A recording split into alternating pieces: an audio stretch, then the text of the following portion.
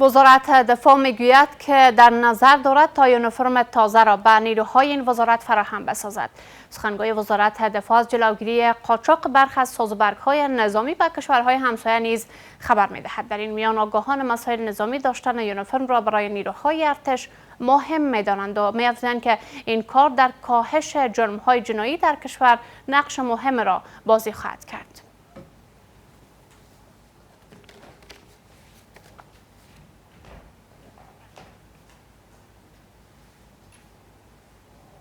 در همین رابطه بیشتر صحبت می داشته باشیم با جنرال سمر سادات، آگاه نظامی که در برنامه وصل هستند. آقای سادات سلام، بسیار زیاد خوش آمدین به برنامه. تلاش های تازه را شما هم در جریان هستین، چطور می بینین به تلاش ها؟ وزارت دفاع میگه که در نظر داره یونیفرم تازه را به نیروهای این وزارت فراهم بسازد. چقدر یک گپ خوب است و برش نیاز بود؟ سلام به شما و بینندگان عزیز شما.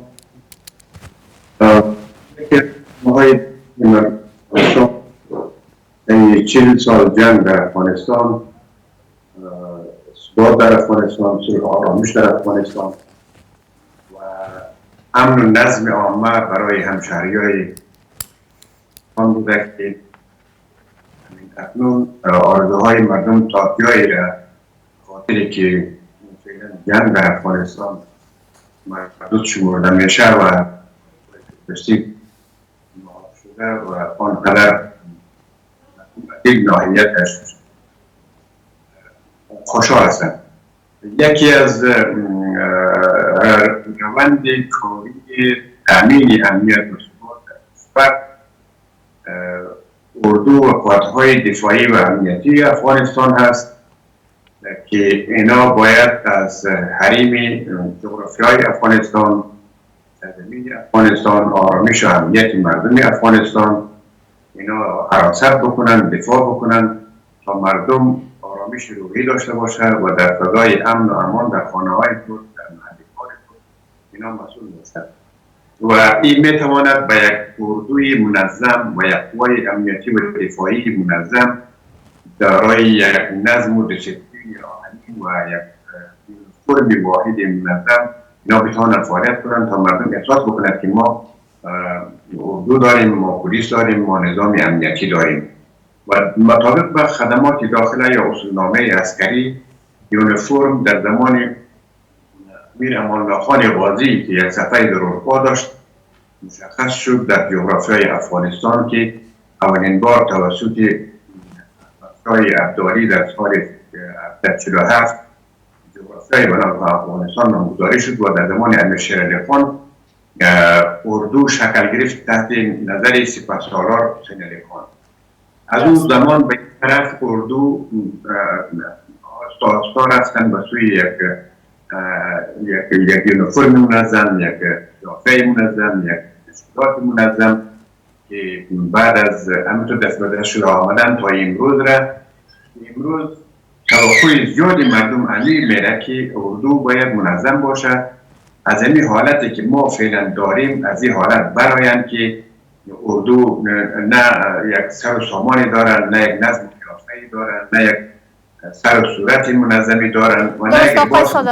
بسیار خوب آقای سادات، هرچند من صدای شما را درست نتونستم بگیرم، امیدوار هستم همکاران مشکل را رفع بسازن. به هر صورتش شما هم در رابطه با مزایای این یونیفرم صحبت داشتین که چقدر میتونه در قسمت نظم و امنیت شهروندان کمک بکنه. من میخوام مشخصا از شما را داشته باشم این کار در کاهش جرم‌های جنایی در کشور چه نقش را میتونه بازی بکنه؟ یقینا من خدمت شما عرض کردم که اردو و جهادهای دفاعی و امنیتی افغانستان زمانی مردم ما آرامش احساس میکنه از اینها که اینا دارای یک قیافه منظم باشه و تفسیس شود از دشمن مردم بتونه یک آرامش داشته باشه و بفهمه که اینی اردوی ماست، اینی پلیس ماست و اینی یونیفرم معین مشخصی از اینها هستن مطابق امون یونیفرم اونا یک شناسایی شوند. حالا شما میبینید که یک قیافه منظم وجود نداره با مویهای ژولیده، با ریش‌های انبوه و با لباسی غیر منظمی که در هیچ تشکیلات اردوی افغانستان نه در فرهنگ اردو بوده، نه در خدمات داخلی اردو است، نه در دستورالنامه عسکری برابر است که اینا در شهرها گشت و گذار میکنند. ما امیدوار هستیم که وزارت دفاع و در مجموع وزارت داخله و نیازهای دفاعی امنیتی افغانستان مسئولینش بتونه مطابق خدمات داخله و دستورالنامه عسکری یونیفرم معینی رو برای پلیس، اردو، نظم عامه و سایر نهادهای امنیتی افغانستان اینا معین و مشخص بکنن و مطابق با دستورالنامه عسکری اینا را عیار بکنن تا که مردم احساس آرامش بکنن و یک شناسایی از اینا داشته باشه که اینی اردوی ماست، اینی پلیس ماست، یعنی هم انضباط ماست، یعنی هم ترافیک ماست. درست آقای سادات، ما در نظام گذشته هم نیروهای امنیتی ما یک یونیفرم را داشتن و مردم میتونستن از همون شناسایی بکنن. فکر میکنید چی مشکل داشت و چی تغییرات خواهد آمد؟ یقینا ما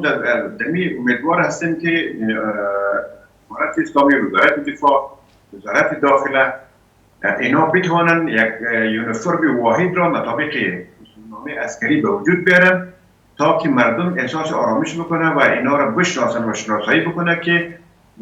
از اون احساس ترس و هراس وجود نداشته باشه و در عین زمان خود قوت‌های دفاعی افغانستان هم این جمله پلیس و اردو و اینا هم یک دوست دشمن بین خود تشخیص کرده بتونن، ولی خیلی تشخیص نمیشن. اینا گروه هر کس یک گروه خاص و یک یونیفرم خاصی با خود دارن که هیچ دید و یک فرهنگ افغانی ما درست آقای سادات، ظاهراً اینمی یونیفرمی که در نظام قبلی بود برای حکومت جدید قابل پذیرش نیست و از همین بابت است که اینا میگن که ما در نظر داریم چیزهایی را که برای یونیفرم تازه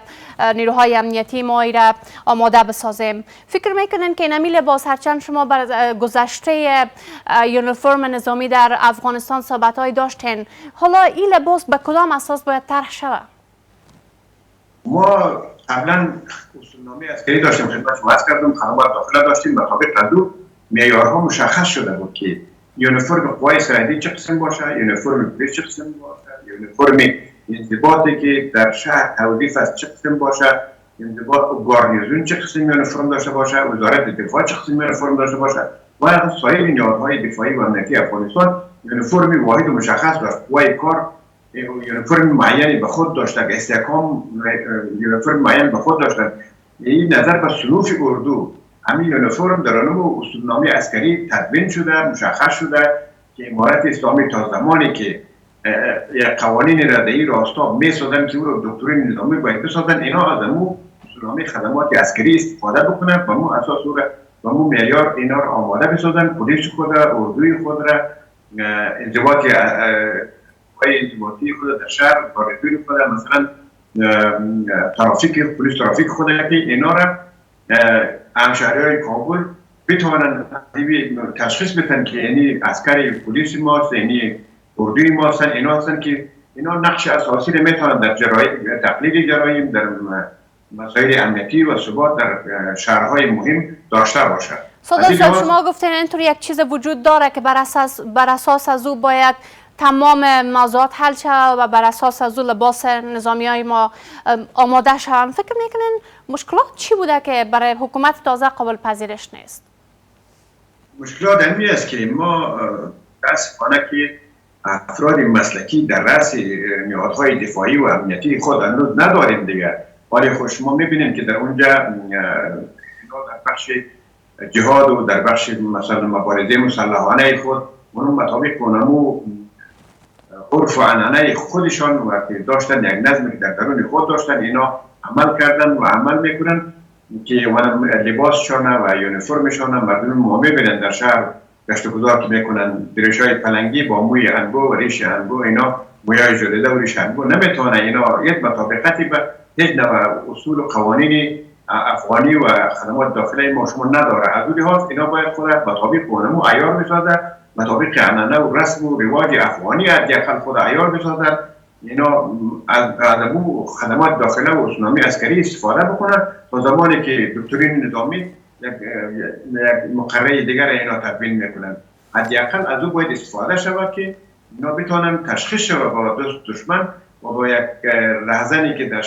شب سلام میگیرن به نام امارت اسلامی میرن خانه مردم لوٹ میکنن، دزدی میکنن، سرقت میکنن، راه را میگیرن، اینا باید بشناسن، شناسایی شود که این دوست است، دشمن است، این پوسته مربوط پلیس است، این پوسته کلاشین مربوط اردو هست. یعنی برای مردم یک آشنایی باید به وجود بیاید. اینا رسما در جریده یا در یک روزنامه در رسانه ایران نشر بکنن که این یونیفرم معین مشخص است و از خرید و فروش یونیفرم در شهر، در بازار، در دکان اینا جلوگیری به عمل بیاید که اونا نتوانن خسرانه یونیفرم را عرضه بکنن و هر کس بخرن ولی بپوشن و به نام امارت اسلامی در شهر گشت و گذار بکنن و مردم را مورد اذیت و آزار قرار بدن. درست سادات صاحب، همونطور که شما این مسئله را خیلی مهم پنداشتین و برش اشاره کردین، آگاهان نظامی دیگر هم این مسئله را خیلی مهم دانستن به خاطر نظم شهر، به خاطر امنیت شهروندان و کاهش جرایم جنایی. حالا با توجه به اینکه 7 ماه یا بیشتر از حکومت تازه در افغانستان میگذره ولی هنوز این یونیفرم آماده نشده، چقدر زمان دیگر نیاز خواهد بود؟